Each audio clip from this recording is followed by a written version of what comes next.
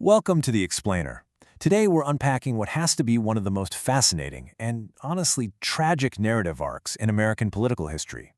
We're looking at the life and the leadership of America's 15th president, James Buchanan. And right off the bat, we're going to examine a massive contradiction. Because on paper, this was a man who had the ultimate, picture-perfect presidential resume. I mean, he spent literally decades preparing for the highest office in the land, totally mastering the political and diplomatic systems of his era. Yet the reality painted a drastically different picture. His time in office actually culminated in the absolute unraveling of the United States. Which brings us to a really compelling historical mystery. How exactly does the most qualified man become the most paralyzed president? It's a genuine paradox, right? We usually just assume that experience equals effective leadership. We figure that someone who's seen it all, done it all, will know exactly what to do when a massive crisis hits. But as we'll see today, the exact opposite happened here. This is a story about how the sheer machinery of government and the harsh reality of a fractured nation collided, leaving a highly experienced leader completely frozen. So let's dive into this and see where it all began. First up, a quick fact. James Buchanan holds a pretty unique distinction. He is the one and only U.S. president born in the state of Pennsylvania.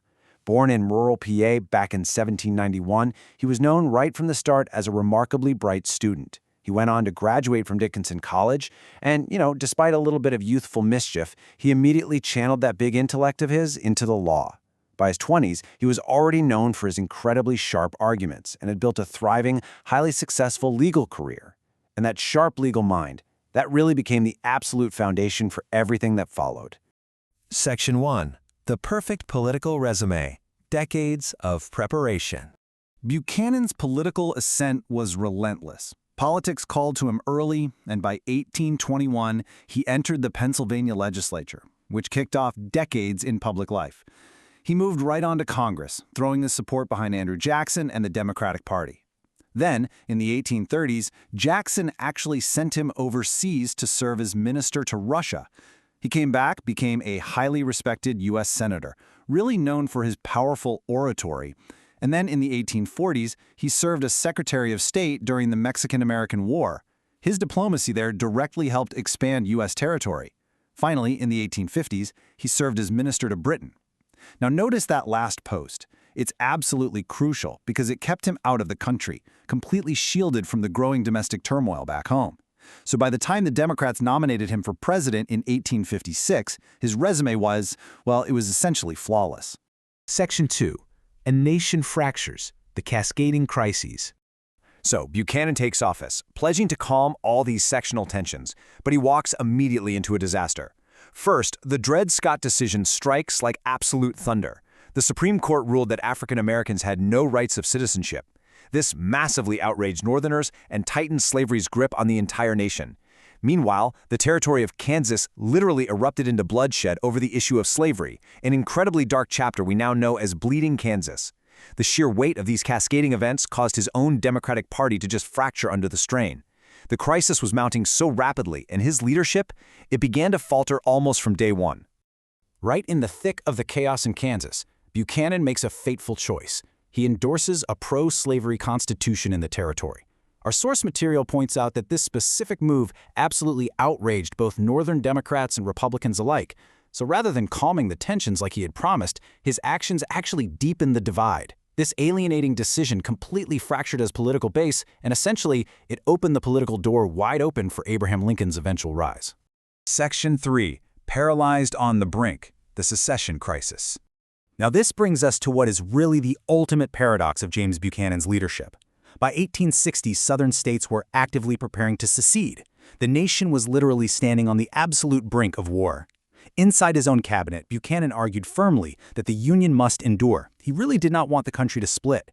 But, and here's the catch, drawing on his strict, lifelong legal background, he simultaneously claimed he completely lacked the constitutional authority to actually stop secession from happening. He was basically caught in a trap of his own legalistic making. And this led to paralyzing indecision right when decisive action was needed the most. And the immediate fallout of that paralysis? It was catastrophic. South Carolina became the very first state to officially break away from the Union. In response, Northerners fiercely accused Buchanan of profound weakness.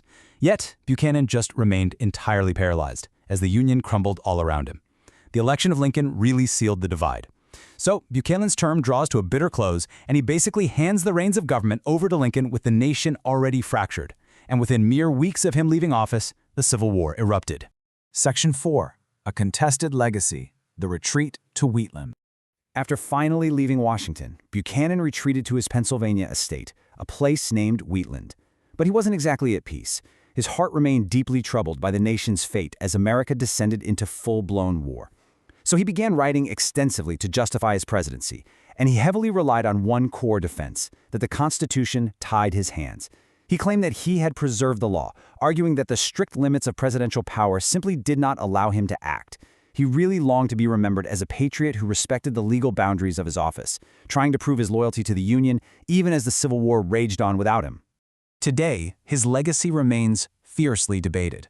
On one hand, many Americans blamed him entirely for his inaction, branding his name as synonymous with failure, and really cementing his reputation as America's weakest president, someone whose strict adherence to legal technicalities cost the nation absolutely everything. But, conversely, others argue he faced truly impossible choices. The nation was already a powder keg waiting to blow, and biographers still struggle to fully explain his indecision against the incredibly complex, turbulent backdrop of that specific time. Now, we aren't here to take a side either way, but rather to show you exactly why this debate still rages among historians today. Ultimately, his health declined in his final years, and on June 1, 1868, James Buchanan passed away, leaving behind that heavily contested legacy. His funeral drew massive crowds, and he was laid to rest in Lancaster. Today, his estate, Wheatland, actually operates as a museum. Tourists and locals alike visit to learn the details of his complex and troubled presidency.